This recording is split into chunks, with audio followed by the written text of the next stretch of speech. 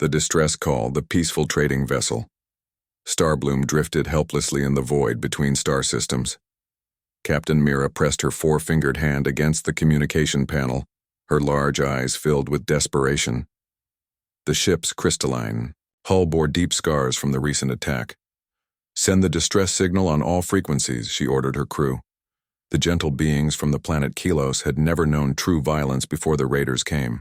Their world was one of floating gardens and singing crystals where conflict meant disagreeing about which flowers to plant. Officer Tam worked frantically at his station. "Captain, I'm broadcasting our location and situation. The cargo holds are breached, life support is failing, and we have wounded." The raiders had come without warning. Dark ships with jagged hulls crewed by the savage Drex who lived for conquest and plunder. They had torn through the Starbloom's defenses like paper, taking half their precious healing crystals and leaving destruction in their wake. "How long? Until they return?" Mira asked, though she feared the answer. "Scans show their ships regrouping 2 sectors away, maybe 6 hours before they come back to finish us." The crew of 12 huddled together, their soft voices whispering prayers to the wind spirits of their homeworld. They had sent distress calls before, but help in this remote region of space was rare. Most civilized species avoided these dark corners where pirates and worse things lurked. Meanwhile, on a small monitoring station orbiting a distant planet, Lieutenant Jack Rivers stared at his screen with growing anger. The human had been tracking pirate movements for months, part of Earth's new frontier protection initiative. Humans had only recently joined the Galactic community, and most aliens still saw them as strange newcomers from a harsh world. "Another raid," Jack muttered, reading the translated distress signal. The details made his jaw clench. Peaceful traders, wounded civilians, pirates coming back to finish the job. It was exactly the kind of thing that made his blood boil. He opened a channel to Earth Command. "Control, this is Outpost 7. I'm reading a distress call from Kelos traders under pirate attack, requesting permission to respond." The voice that came back was crisp and professional. "Lieutenant Rivers, you are authorized to deploy. Take the Iron Wolf and her crew. Rules of engagement are weapons-free against any hostile forces." Jack smiled grimly as he contacted his team. Commander Stone, a veteran of Earth's corporate wars. Pilot Hayes, who could fly anything with engines. Engineer Torres, who could make weapons from spare parts. Medic Brown, who had served in the worst conflicts Earth had ever seen. "Gear up, people," Jack announced over the comm. "We've got civilians in danger and pirates who need to learn why you don't mess with innocent folks."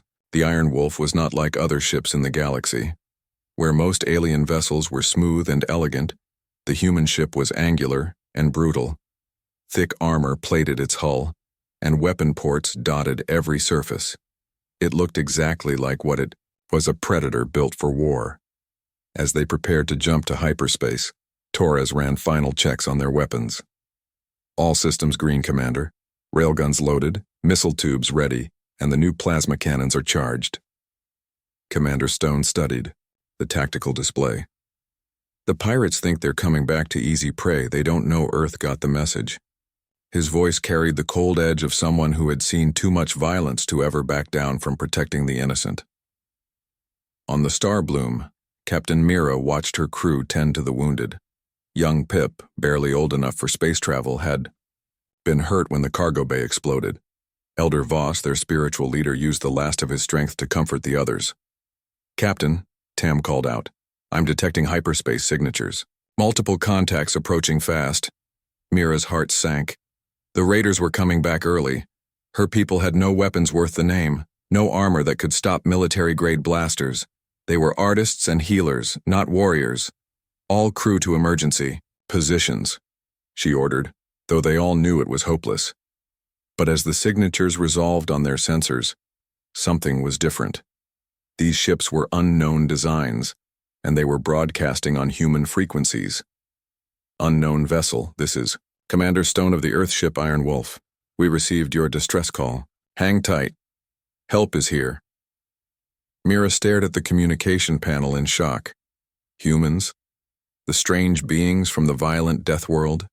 She had heard stories, tales of incredible brutality and endless wars. But they had come to help? The answer would come soon enough, as the pirates dropped out of hyperspace to find their easy prey was no longer alone. First contact with Fury. The Drex raider fleet emerged from hyperspace with the confidence of predators returning to a wounded animal. Captain Vash stood on the bridge of his flagship Bloodtaker, his scarred hide gleaming under the harsh lights. The Drex were natural warriors, evolved from pack hunters on a world where only the strongest survived. "The trading ship is still there," reported his second-in-command, Grok. "Life signs are weak, they won't last much longer." Vash bared his fangs in satisfaction. "Good. We'll strip their remaining cargo, take any survivors as slaves, and scrap the hull for materials. Easy. Profit." But as they approached, their sensors detected something unexpected. "Captain," the sensor operator called out nervously, "there's another ship, unknown design, moving to intercept." On the Iron Wolf's bridge, Commander Stone watched the pirate formation with tactical precision. 3 heavy raiders, 2 escort, fighters, all bristling with weapons designed to terrorize rather than fight a real battle. "Hayes, take us in fast. I want to be in their faces before they know what hit them," Stone ordered. "Copy that, Commander. Burn in 3, 2, 1. The human ship accelerated with brutal efficiency, its fusion engines pushing it to speeds that made most alien races nervous. Where other species built for comfort and efficiency, humans built for war. Lieutenant Jack Rivers manned the weapons console, his fingers dancing over controls that would have overwhelmed most alien minds. Targeting solutions locked. Railguns ready. Missiles prepped. "Remember the brief," Stone announced to his crew.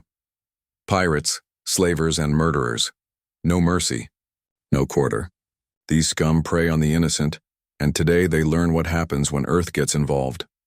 On the Starbloom, Captain Mira watched in amazement as the unknown human ship charged directly at the much larger raider fleet. Either these beings were incredibly brave or completely insane. "They're going to get themselves killed," Tam whispered. "That human ship is outnumbered 5 to 1. But as they watched, something extraordinary happened. The Iron Wolf opened fire while still at extreme range, its railguns hurling metal projectiles at significant fractions of light speed. The first shot struck the lead raider's shields, which flared and died under the kinetic impact. Aliens across the galaxy used energy weapons, graceful beams of light that looked impressive and gave enemies time to surrender. Humans used kinetic weapons that arrived without warning and hit like the fist of an angry god. "What kind of weapons are those?" Vash snarled as his ship shuddered under impacts that his shields couldn't stop. "Return fire. All ships, attack formation." The Drex opened up with their plasma cannons and particle beams, filling space with deadly energy.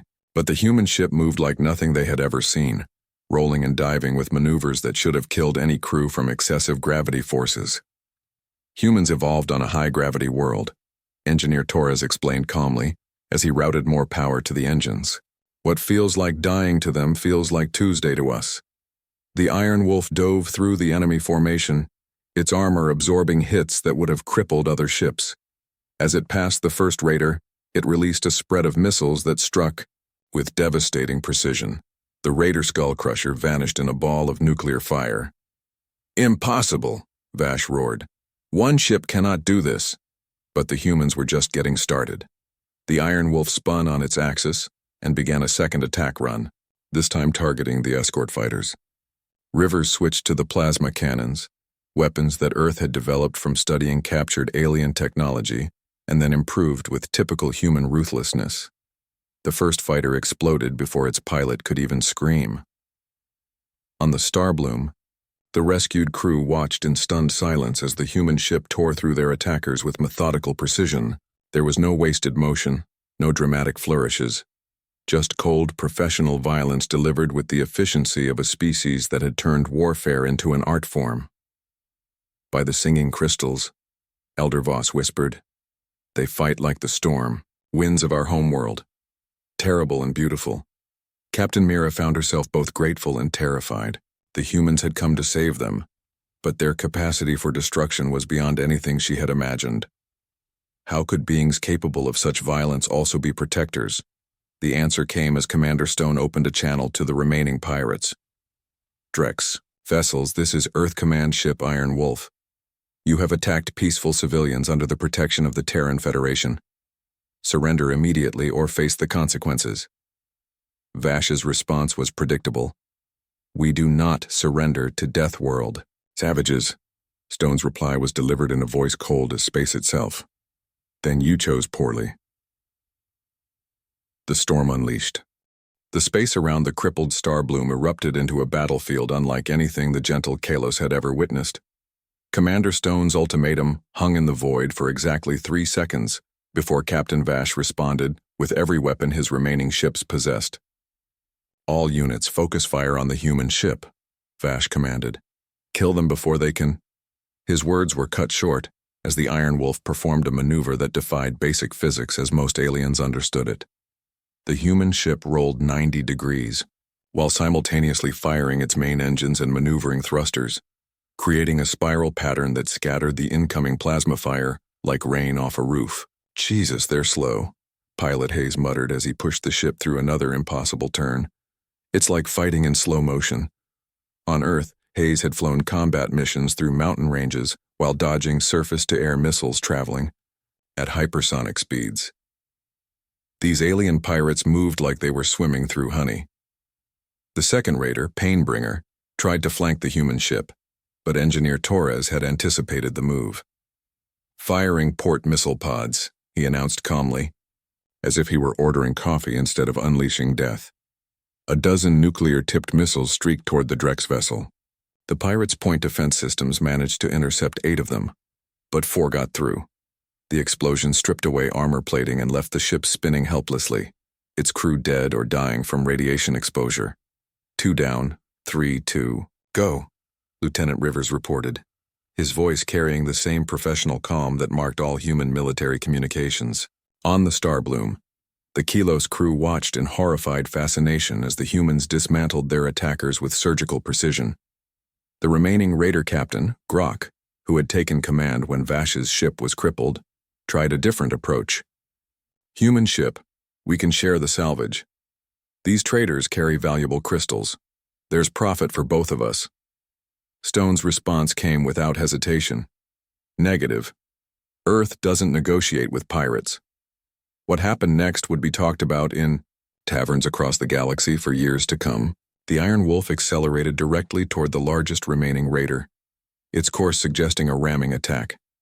The Drex crew braced for impact, but at the last second, the human ship fired its maneuvering thrusters and slid sideways along the raider's hull. As it passed, the Iron Wolf's close-range weapons carved through armor like a plasma torch through paper.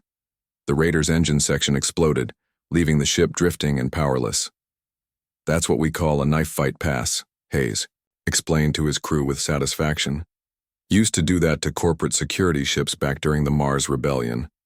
The 2 remaining escort fighters tried to flee, but Torres had been tracking their escape vectors since the battle began. Launching pursuit drones, he announced. The human-designed drones were small, fast, and utterly merciless. They caught the fleeing fighters within minutes, attaching themselves to the hulls and detonating with enough force to crack the ships open, like eggs. Silence fell over the battlefield, broken only by the crackling of damaged systems and the soft prayers of the Kelos crew. On the Starbloom, Captain Mira stared at the tactical display in shock. 5 pirate ships destroyed or disabled in less than 20 minutes by a single human vessel. The stories about Earth's military capabilities hadn't been exaggerated. If anything, they had been understated. Human ship, she broadcast on the emergency channel. This is Captain Mira of the Starbloom. We don't know how to thank you. Commander Stone's voice came back immediately, but now it carried warmth instead of the cold professionalism of combat. No thanks needed, Captain. We got your distress call, and Earth doesn't leave people hanging. What's your medical situation? We have wounded, Mira replied. Our healer is hurt and we don't have the supplies to treat everyone. Understood. We're sending over our medic and medical supplies. Hang tight. What followed was a revelation for the Kalos crew. The same humans who had just unleashed devastating violence on the pirates now worked with gentle efficiency to save lives. Medic Brown moved through the Starbloom's corridors with practiced ease, treating wounds and offering comfort with the same professional competence his crewmates had shown in battle. "Your people," Elder Voss said to Brown as the human medic tended to young Pip's injuries. "You are warriors and healers both. How is this possible?" Brown looked up from his work, his weathered face kind but serious. "On Earth, we learned long ago that sometimes you have to fight to protect the things worth healing. The pirates who hurt you, they chose violence against innocence. We chose violence against them. It's not the same thing." The old Kilos considered this wisdom as Brown continued his work, saving lives with the same dedication his crew had shown in taking them. Understanding the Death Worlders in the medical bay of the Starbloom, an unusual gathering took place. The Kilos crew, now patched up and recovering, sat in a circle with their human rescuers. The contrast was striking. The gentle, crystalline beings from a world of peace, and the battle-hardened warriors from Earth's violent surface. Captain Mira studied Commander Stone with curiosity that overcame her initial fear. "Your world," she began carefully. "We have heard stories. They say Earth is a death world covered in violence and danger. Yet you came to help strangers." Stone leaned back in his chair, considering his words. "Earth is dangerous, that's true. We've got weather that can kill you, animals that see us as food, and we spent most of our history fighting each other. But that's exactly why we couldn't ignore your distress call." Young Pip, his injuries bandaged by Brown's expert care, spoke up with the directness of youth. "I don't understand. If your world is violent, why didn't you become violent like the pirates?" Hayes laughed, but it was a kind sound. "Kid, we did become violent. The difference is we learned to aim that violence at the right targets. Those Drex pirates? They hurt people weaker than themselves because they enjoyed it. That's not strength. That's cowardice." Elder Voss nodded slowly. "On Kelos, we have an old saying. The storm that destroys the weak tree protects the forest from fire. Perhaps humans are our storm." Torres, who had been quietly repairing damaged systems throughout the ship, looked up from his work. "We've got a saying, too. The only thing necessary for evil to triumph is for good people to do nothing. Earth learned that lesson the hard way, over and over again." Rivers pulled up a holographic display showing Earth's history. "Look, we're not proud of everything we've done. We've fought wars over religion, resources, territory, and sometimes just because we didn't like each other, but each time we learned something." The display showed images of human conflicts, but also the moments of cooperation that followed. Enemies becoming allies, former rivals working together against greater threats.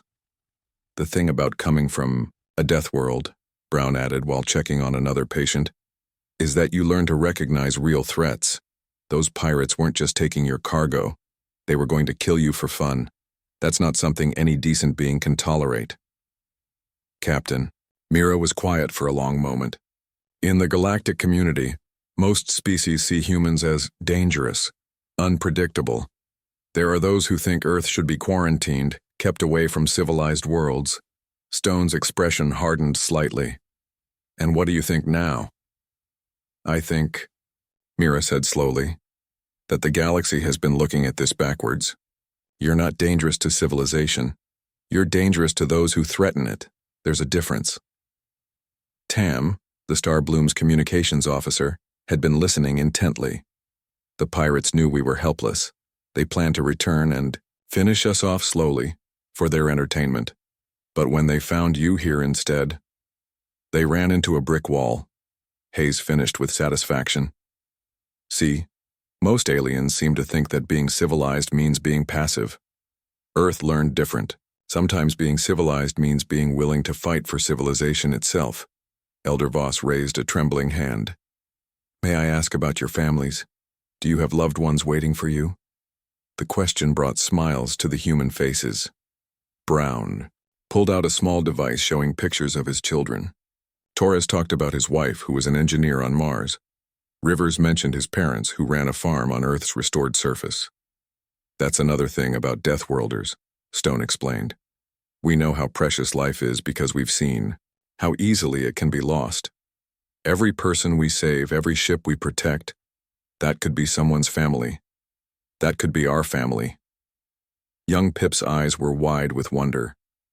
So you fight because you love, not because you hate? Smart kid, Hayes said approvingly. That's exactly right. The pirates fought because they enjoyed causing pain. We fight because we can't stand to see it happen to innocent people. As the conversation continued, word of the rescue spread through subspace communications. Other ships in the region began to learn that Earth's military wasn't just a rumor. It was a reality, and it was on the side of peaceful traders and travelers. On distant worlds, pirate captains began to receive nervous reports from their scouts. The humans weren't just strong, they were smart, fast, and completely without mercy when it came to protecting innocents. Some pirates began to reconsider their career choices. But in the depths of space, larger and more dangerous forces were also taking notice. Earth's intervention had been noticed by powers that preferred the galaxy to remain unsafe for peaceful trade. The humans had announced their presence with fire and fury, but the real test was yet to come. The price of protection. 3 weeks after the rescue of the Star Bloom, the effects of Earth's intervention rippled across the galaxy. In the seedy cantinas of frontier stations, pirates spoke in hushed tones about the human ship that had single-handedly destroyed an entire raider fleet. Trade routes that had been abandoned due to pirate activity saw the first merchant ships in years. But not everyone was pleased with this change. On the shadow world of Nexus Prime, a gathering of the galaxy's most powerful criminal organizations convened an emergency session. The chamber was filled with species that thrived on chaos and preyed on the weak: Drex warlords, Scolari slavers, and the mysterious shadow brokers who controlled information and fear. The humans must be stopped, growled Warlord Thek, his massive frame scarred from countless battles. They have cost us millions in lost revenue. Merchant ships are traveling routes they haven't dared use in decades. A Scolari representative, her serpentine form coiled around a floating platform, hissed her agreement. My sources report that 17 pirate groups have disbanded rather than face Earth's military. This cannot continue. The most dangerous voice belonged to a shadow broker, identity hidden behind layers of holographic disguise. The humans have made themselves our enemy by choosing the side of order. They must learn that chaos is profitable and order is expensive. Meanwhile, on Earth, Fleet Admiral Anderson reviewed reports from across the galaxy. The success of the Iron Wolf's mission had opened floodgates. Distress calls were coming in daily from traders, colonists, and explorers who found themselves under attack by pirates and worse. Sir, reported his aide, we're getting more requests for help than we can handle. The entire Frontier Protection Initiative consists of only 12 ships. Anderson studied the tactical display showing human vessels scattered across hundreds of light years. What's the status of our allies? Mixed, sir. The Kalos have formally requested Earth's protection for their trade routes. Several other peaceful species are making similar requests. But the Hegemony Council is concerned about our methods. The Hegemony Council represented the galaxy's oldest and most established civilizations, species that had achieved peace through millennia of careful diplomacy and compromise. They saw Earth's direct military intervention as dangerously destabilizing. They want a meeting, the aide continued. They're calling it a consultation on appropriate response protocols. Anderson snorted. Translation: they want to tell us to stop making waves and let the pirates run wild as long as they don't attack Council worlds. Back in space, Commander Stone's crew had just finished escorting a convoy of refugee ships to safety when they received new orders. Change of mission, Stone announced to his crew. We're being recalled to Kepler Station for diplomatic discussions. Diplomacy? Hayes asked with obvious distaste. We're soldiers, not politicians. Sometimes being a soldier means sitting through meetings, Stone replied, though he didn't sound happy about it either.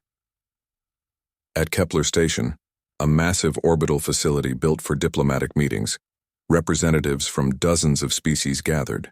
The humans were outnumbered 50-1, but their recent actions gave them influence far beyond their numbers. Ambassador Chen, Earth's representative, faced a room full of beings who ranged from nervous to openly hostile. The question before us began Council Speaker Virol, an ancient being whose species had achieved peace through strict neutrality, is whether Earth's military interventions serve galactic stability or threaten it. With respect, Chen replied, the traders and colonists we've saved might disagree with the premise. How is protecting innocence a threat to stability? Because, interrupted Representative Korvax of the hegemony, your methods encourage conflict, escalation. When you destroy pirate fleets, you create power vacuums that lead to larger conflicts. Torres, attending as a technical advisor, couldn't help himself. So your solution is to let pirates kill whoever they want, as long as it's stable. The chamber erupted in angry voices, but Chen raised his hand for silence. Earth's position is simple. We received distress calls from beings under attack, and we responded. We will continue to respond. If the Council prefers to debate while innocents die, that's their choice. Speaker Vral's ancient eyes studied the human delegation. And if the Council were to pass a resolution forbidding such interventions? Admiral Anderson, who had remained silent until now, stood slowly. With respect, Speaker, Earth didn't ask for permission to protect innocent life, and we won't ask for permission to continue. The silence that followed was deafening. No one had ever spoken to the Council with such directness. Then you choose to stand alone, Vrel asked. If necessary, Anderson replied. But I don't think we'll be alone for long. Every species that values life over profit will eventually understand that sometimes peace has to be defended with strength. As the humans left the station, space itself seemed to hold its breath. Earth had drawn a line in the void, and the galaxy would never be the same. The age of the Deathworld Protectors had begun.